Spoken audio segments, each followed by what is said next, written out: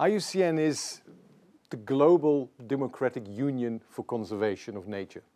It's the largest and the oldest organization, and we have three main components, if I can call that.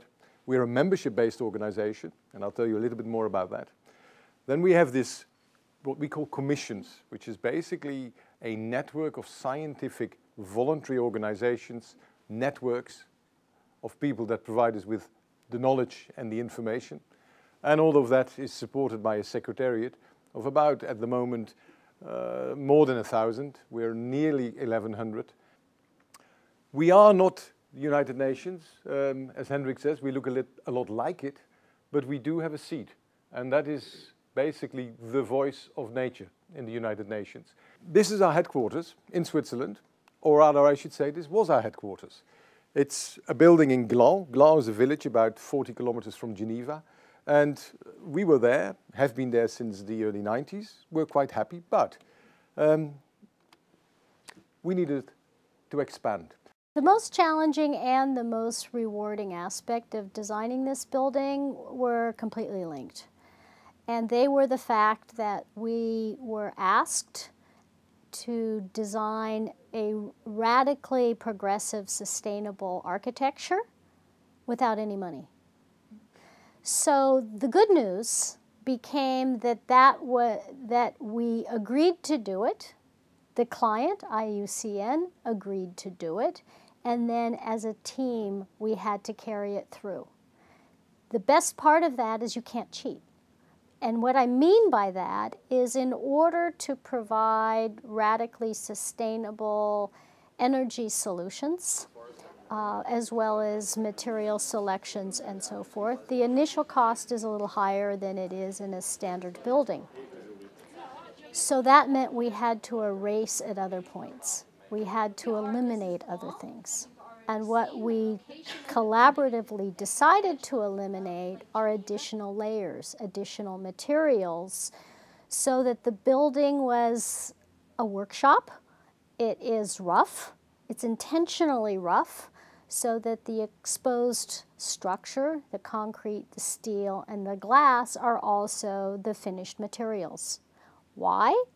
Because then you don't pay someone to install them, you don't pay someone to finish them, you don't pay someone to maintain them, but they're durable, they're long-lasting, and the money then goes into the new systems. So it would be wonderful because we would have a meeting where everyone was in agreement, and then someone in the meeting would say, can't we just, I don't know, have a carpet here? And as the architect, we'd say, no, you can't, because you can't cheat on your own budget. So it was both challenging and highly rewarding. Now that the building is completed, I believe there's a question could be posed as to how this has really changed the workings of the organization on a daily basis.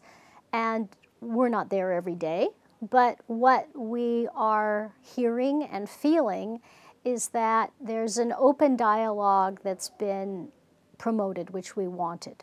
IUCN is a democratic process. Lots of people, lots of decisions, lots of cultures, all attempting to work together to a common goal.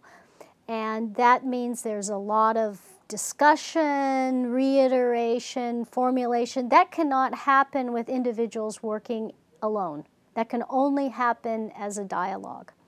So the spaces largely are that of gathering spaces, of discussion spaces, of work spaces that they didn't have before. And so that allows them to do their work. Primarily, I think, because of the think tank. The think tank, which sits on the top of the roof, it's facing the Alps over the power plant of the photovoltaics, was intended to be a place where people think at a high level in this magnificent landscape. And it's working. It's really exciting. We needed a new building for a number of reasons. And when we decided that we really had to construct something because the building where we were in simply wasn't big enough, we said if we do that, it has to be as green as we can make it. And we also said that means we need to find some certification from a third party, because if we say it's green is one thing, we need somebody else to basically confirm that. So we looked at first the Swiss standard, and we said, okay, what is the best we can do, which is Minergie P and Minergie Eco, which is an energy standard.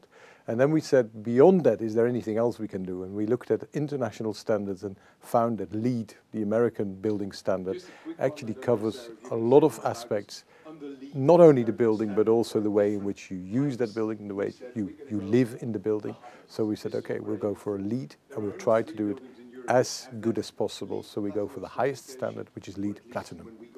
And that basically was what we aimed for, to go for a LEED Platinum and Minergie P and Minergie Eco.